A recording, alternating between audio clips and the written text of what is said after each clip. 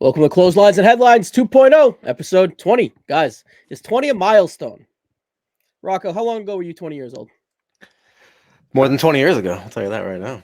Perfect. Rossi, what's up with WrestleMania 20?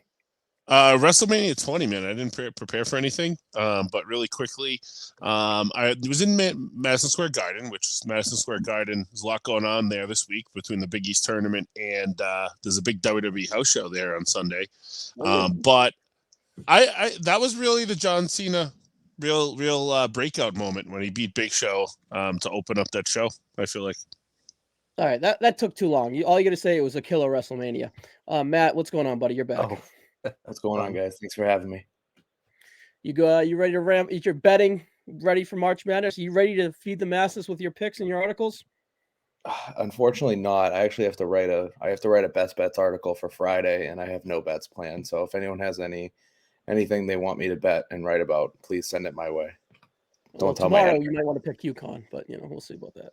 I was hoping UConn was by this time when this airs, UConn or Providence will be in the second round, but we don't have time for that right now. Guys, let's take advantage of YouTube and let's jump on the WrestleMania preview. Well, not really a preview, but a WrestleMania. Let's touch down on WrestleMania and see what we're feeling, right? We get about 11 matches, strongly hinted at, slashed, announced. Matt, you're the guest of honor, and you chose Bray Wyatt versus Bobby Lashley as the first match that we kind of take a look at. A night before the Elimination Chamber, Bray declared that he was going to gun after Brock Lesnar or Bobby Lashley. Pretty random at the time, but, it elicited a pretty big response from the masses as it's like, oh, wow, that's kind of a low-key dream match, Brock versus Lashley. I mean, Bray versus Brock or Bray versus Lashley. That's interesting. But Brock pulled his ultimate trump card and says, that doesn't work for me, brother. And that kind of explains why we got a wonky finish at the Elimination Chamber. However, Lashley and Bray, I don't know. Rumor are that Bray is taking a detour off of his long-term storyline that whatever makes sense or not. We'll get to that for another day. But I kind of enjoyed the Muscle Man stuff. It was kind of fun. It fits into one of his characteristics or whatever you want to call it. But the whole Uncle Howdy of it all with the hat and the silver hair and he's skinny and he's weird. And I don't know, just the whole excitement of Bray Wyatt we had around Extreme Rules has kind of fizzled to what we got here. Am I being generous by saying it's a low-key interesting match, Rocco, between Lashley and Bray? No, I think we know it could be. I mean, if you get the Bray of the early Bray, the just smashing around with dudes, I think it's a cool way to go with the difference in styles. And like you said, it's two things we haven't seen together, and what's really cool intro. Would that be the most Bray thing about it? You know what I mean? Like, we don't need a lot of other pomp and circumstance in the match. Just really cool Bray intro, and then let them just fucking knock each other to fucking bits, right? Well, it could be like a little monster ball-ish. I think Bray needs to go out there and deliver a match without smoke and mirrors, literally, and lasers and lights and all that wonkiness. He needs to go out there and kind of elicit an actual reaction with substance. Because he's not like, all right, he is the worst wrestler in the world, but he's not the worst wrestler in the world. He hasn't, he has a resume of matches have gone out there and have okay matches. Is he banged up? Like, he's only had one match against LA Knight since returning, and I'm not really sure where it's at. But Rossi, I'll ask you: is it a dream match? Would Brock and Bray be a dream match? I don't want to jump off Lashley too hard and veer away, but Lesnar denying the Bray match is the feel of it, and I think we can kind of believe that to an extent. Would Brock and Bray be an actual dream match? I mean, I was excited for it in 2016. They were building towards it. Yeah. Before I felt like they changed their mind because Brock decided he was going to go do UFC or whatever, and they decided to do the Moxley match. But I don't know. I was excited for it there because there was a build. It really just would depend on the build. I'm not really on the bandwagon that Bray Wyatt is like a bad wrestler or anything. He just hasn't been able to wrestle for the last however many years. I mean, I never thought he was bad back in the day when he was doing like the Cape Fierce gimmick. Things made sense. He wasn't going in there having 5-star matches, but he had good matches with people. So I think he's capable to go. I think the problem is it's been smoke and mirrors for the last probably 3 years he's wrestled, right? He's doing a lot of in-rings. He's pretty much doing the dark match on every SmackDown that they do, up and down the coast. So he's getting in-ring time. Lashley's good. I don't know what's the dynamic though. Like who's the babyface, who's the heel? I still don't know that. Like Lashley changes by week. It feels like Bray changes by week. The Uncle Howdy thing is dumb as shit. So I think my dream match is just Bray being able to get into the ring and wrestle without any bullshit. I doubt that happens, but I mean, if you tell me that it's a Bray Wyatt, Lashley, no smoke and mirrors match for 10 minutes, I'm in on it. Now, Matt, do you agree with the sentiment that I had and Rossi agreed with too, that they kind of need to go out there and have a match with no smoke and mirrors at WrestleMania and kind of go out there and somewhat deliver so Bray can kind of elicit some, I don't know, respect from the hardcores, respect from the hardcore fan base instead of, the casuals that he kind of draws in, I think. It's the biggest mystery, right? I feel like they drop the ball with Bray Wyatt every WrestleMania now. I will say I feel like we're always due for one no holds barred like type match at WrestleMania. I think this is the one that I would give the green light to. Good call. I don't, when you say smoke and mirrors, I don't want to see any smoke or any projectors or anything crazy like that. I just want to see like two big guys like beating the shit out of each other. If you want to get Uncle Howdy involved and get Bray Wyatt the win, this would definitely be my candidate to kind of try to up the ante a little bit.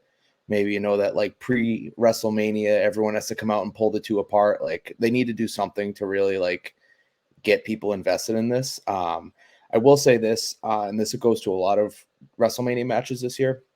I felt like over the past couple of years, we'll get like these types of matches. Like you just want to get two stars in the ring together, two of your biggest guys in the ring together.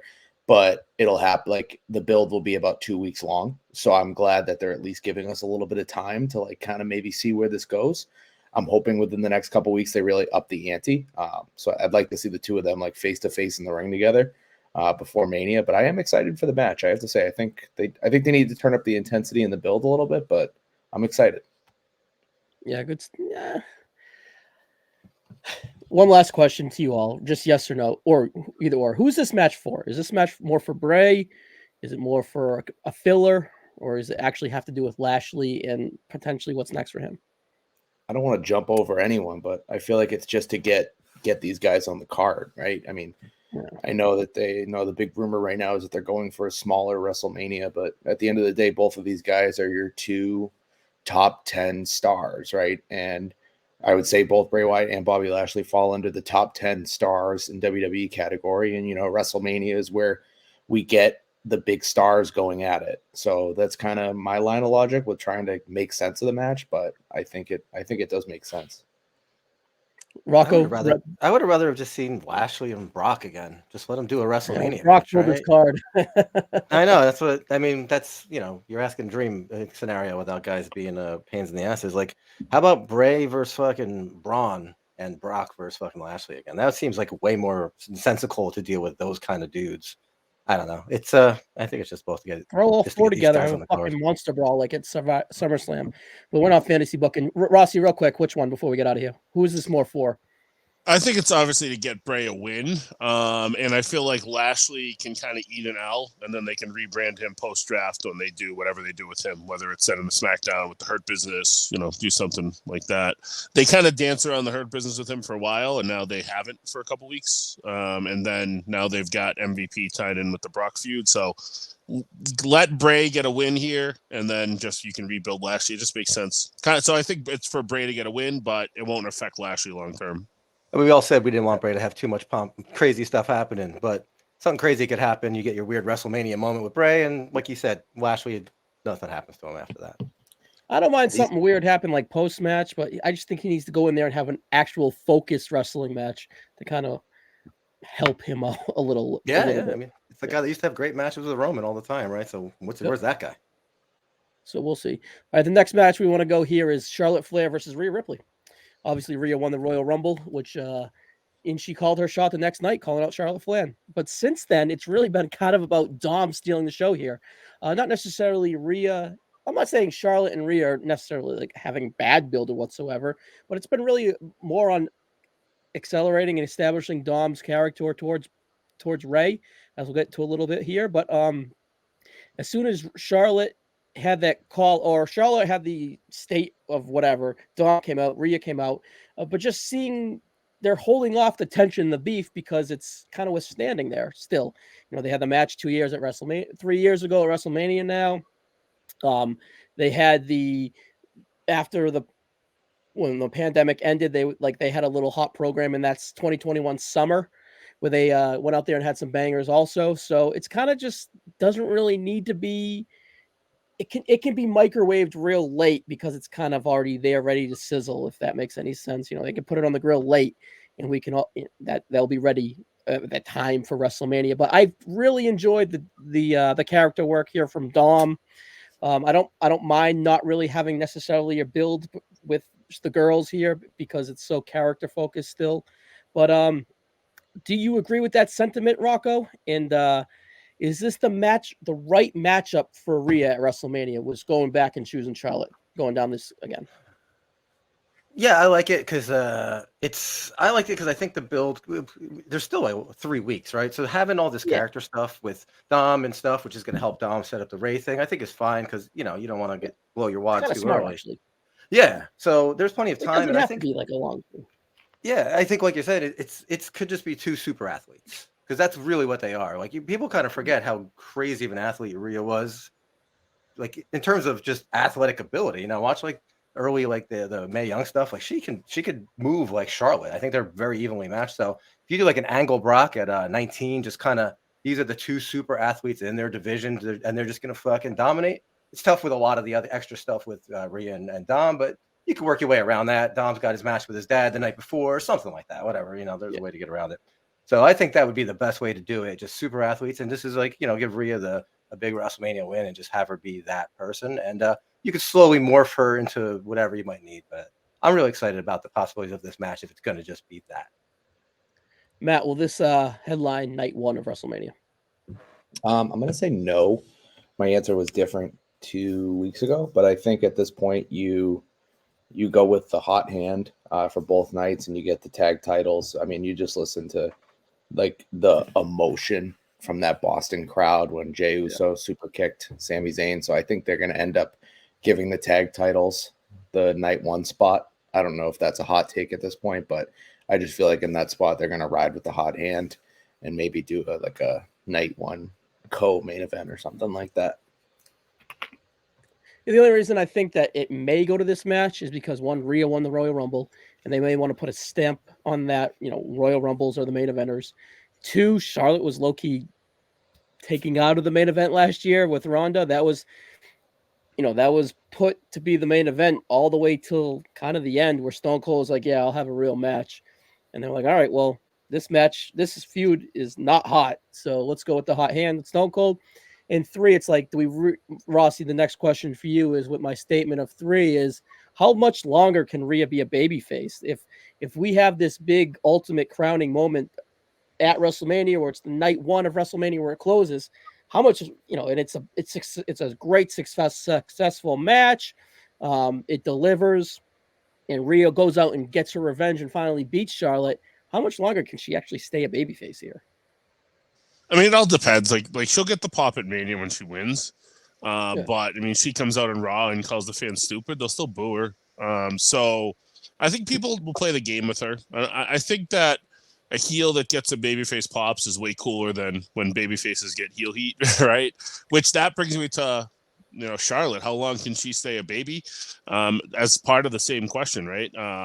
I think she's been doing a pretty good job, all things considering. I've never really liked her babyface work, but she's definitely trying and pandering to the crowd more, which helps. She's getting some decent reactions by doing it. So it's in an interesting spot. I mean, ultimately, I do think they end up maybe on different shows coming out of this whenever they do the draft. But yeah, I mean, Rhea will probably stay heel just because Judgment Day will continue to do dastardly things. But I feel like that's part of her allure. She'll be kind of that badass heel that gets, babyface pops when she gets entrances, and then they get booed during the match. So for that to happen, it means that you're working hard and you're making making shit happen. So I think she'll pull it off for a little bit longer.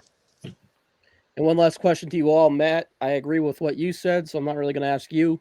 Should this main event night one? I think right now, the Usos and KO and Sammy should. Rossi? I can understand both ways, like with the women main eventing because of the Rumble. I think it makes sense. I do think that Sammy and them is the bigger match, but are you going to want to close with the same thing both nights? Maybe, but who knows? It's also the result too. What's the result of these matches? And Rocco, what do you think? Who should main event? I think the women's title should main event because I think the men's tag, if that's going to be the match, it could definitely be an opener for one of the 2 nights and be an insane opener with tons of time and just people ravenous, So that's a good call too also.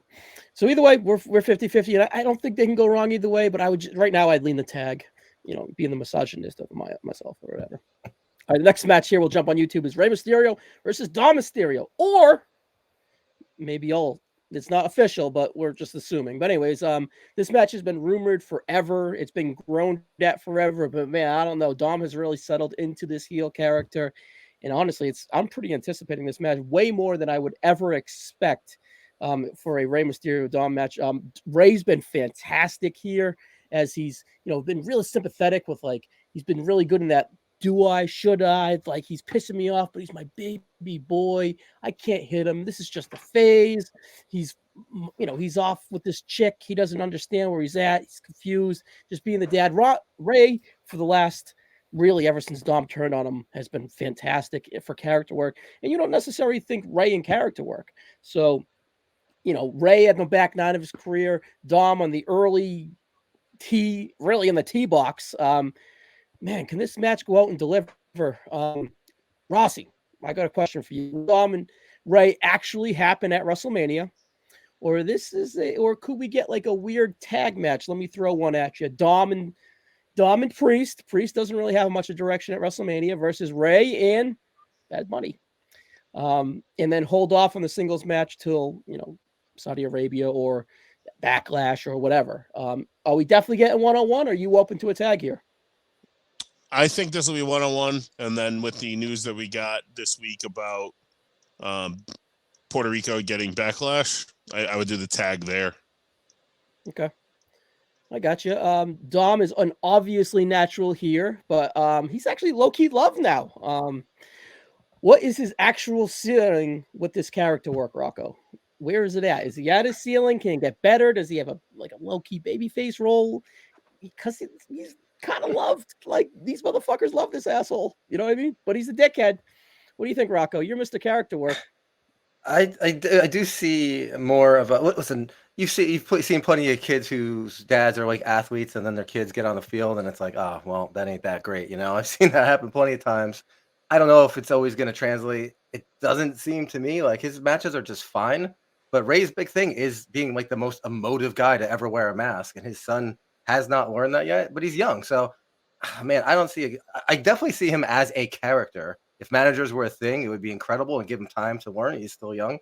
At this point, I really have so little interest in seeing him as a singles that I see him more as a manager or in a tag team for a little while longer. And I think Santos would be a great partner with Rey. And it seems like they put him with them for a reason, right? So Santos could carry pretty much any.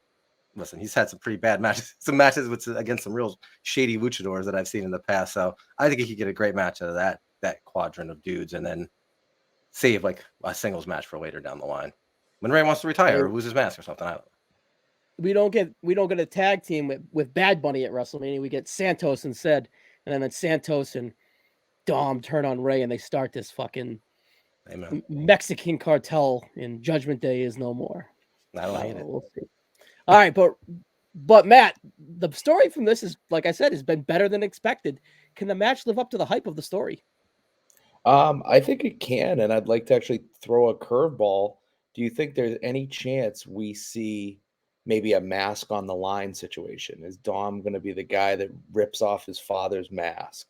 Do you think that's something that we could potentially see? I do think it's going to be a very emotional storytelling type match. I don't think it's necessarily going to blow the doors off the place, but I think it's going to be one that we're all going to kind of be on the edge of our seat, kind of just watching this dynamic of this father and son. And I do think the mask is going to play a big role. And I really wouldn't be surprised if we saw it come off at WrestleMania. You know, Ray's wife and his daughter are definitely going to be front row, so it's definitely going to be an emotion match, right? Who better take off the mask, right? Well, here's the thing. They might be jumping the gun with the mask. That's something that they can maybe do for like a match 2 or a match 3 down the road.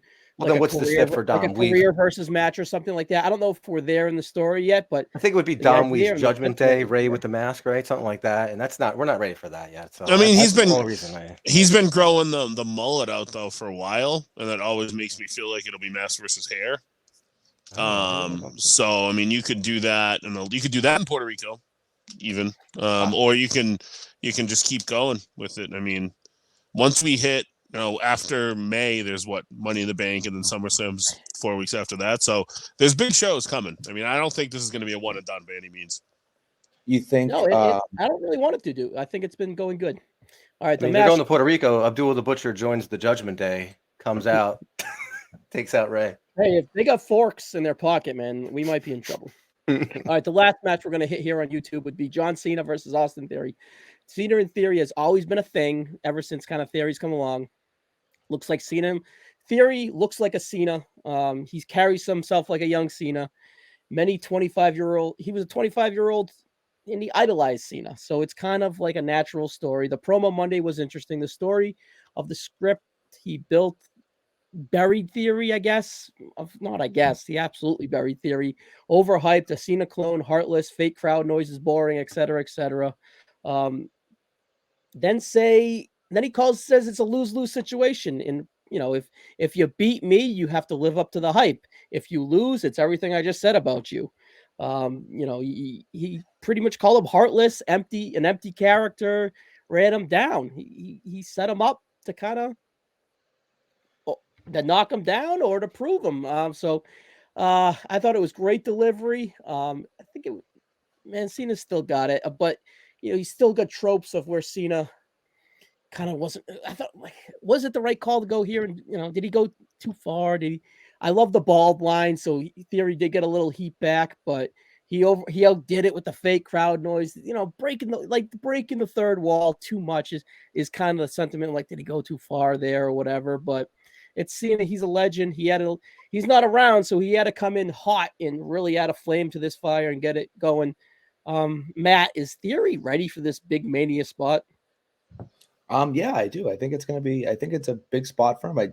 I do think he's gonna get the win. I think he's ready for the spot, and I think over the past couple of weeks, as we've kind of seen him transition from the Theory holding the Money in the Bank briefcase, cashing in on the United States, I think he's really stepped up to the plate over the past couple of weeks. Puts on good matches, knows how to, he's come a long way, right, in his career from the Indies up to here. So I think he is ready for the spot, and I think he's gonna prove it at Mania with a win over Cena. All right, perfect. Rossi, let's go the other way. If Cena wins the belt, how long does he hold it for? Sorry, Rocco. Yeah, that was Rocco's question. Sorry. Okay. I don't see him winning it. If he does, I don't know, one night and then he loses it on Monday. But I mean, like you said, man, he devoured Theory. He fucking ate him alive, man. Like it was like that shit that people always talk about Triple H about eating people up, and like if you beat a loser, then who you beat, and it just seems so fucking. I don't know, man. It kind of really was bizarre to me to watch him just fucking. Pretty heavy-handed for a reason. We'll find out with that match come what that reason is. Right. Like I think. Obviously, I don't think he's gonna get buried. Like they're pretty invested with him. I don't think that. That's why it seems so weird that he just came out with this thing that I don't know. It just seemed really weird. And the pumping in the sound is just like that whole like, come on, everything else is real, but the fake, but this is real kind of thing. But yeah, I don't really like going there either. I would just love him, like especially after that promo, right? It'd be perfect for Theory just to fucking destroy him, which would be great. I also think too. We're kind of in crunch time right before Mania. So I think, Cena's really good about making sure that he gets a really personal feud heading into WrestleMania, even if it's with over the course of like 2 or 3 weeks. Right. So I don't think he's going to be back on television, if I'm correct, until WrestleMania. So I think he tried to hit the biggest punch he could before WrestleMania to get as many people invested in this as he can. And I'm curious what, because apparently they filmed this backstage segment in like December. That's in the can. So I'm curious what that is, because that could be our response to this. You know, I mean, everything with Cena is probably calculated. This match seems like it's been planned out for a while now. So you know, I'm willing to let it play out. It was kind of annoying, like you guys said, but I'm sure there's a reason for it. I kind of wish it did have more time. It could be. You wish it could be a weekly thing. You could really have a whole. You were my idol. And he came out and said this terrible shit to me, and then have it really be a thing where you have some cool pieces, because he is a fan, right? I saw a documentary with him too, and his mom was like talking about Cena and stuff. So you really could have had a cool thing. But listen, Cena can't be there all the time.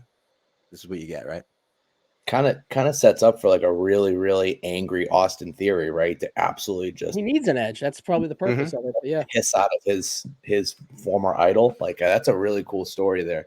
Like Cena maybe went a little too heavy and maybe got a little too cocky and just kind of got blindsided at WrestleMania by a kid. Be pretty cool. I'm for that. Now, win or lose Rossi, I think Theory's fine. They've showed that they're invested with him, and he's strong enough to overcome a loss. Look at Money in the Bank, right? But where do you see Theory at WrestleMania 40? Similar, I think, like upper mid card, maybe still in like a U.S. title picture. I can't say that he's going to be elevated to a world title picture, because I don't know who will be when one guy's had the title for almost 1,000 days, right? So it's tough for me to really say he's going to get to that level, because I feel like there's so many other people who have to jump to get to that, and I feel like a guy like Gunther is kind of the young guy that's waiting in the wings for that main level push. But Theory's so fucking young; he doesn't have to worry about that shit yet. So I would say similar spot, but maybe more with in a more interesting position for him, with him carrying more weight after he wrestled Cena one year than Cena carrying the weight this year. Yeah, we'll see. But it's an interesting little resume he's got on him. He got that weird tag match in the pandemic. He was on NXT in WrestleMania 37, where he was in like Johnny Gargano's corner. Last year, he got the McAfee spot, which is huge because of Vince. And then he had the Austin angle afterwards, and now he's with Cena. So, his trajectory is. So, with two belts, Brock at 40. Yeah, I was gonna say with two belts, I wouldn't be surprised if he was in the mix with one of them. I can just see him versus the babyface Cody Rhodes any point this year. You know what I mean? Maybe he doesn't overcome them right away, but I think that's a good spot for him to kind of just move his way up the card. All right, guys, that's it for YouTube. Let's check the rest of us out on the audio. You guys got anything to say to the audience before we get out of here? Matt, plug your shit before we get out of here. I don't have much shit to plug at the moment, but you can find me on Twitter at MattyCakes2281, MATTE Cakes 2281. I always try to post one pick a day on there. I always check out my articles on Sports Gambling Podcast. Usually try to get at least one a week up there. So I appreciate it, guys. Cool. All right. Well, we're going to continue this just on the other side.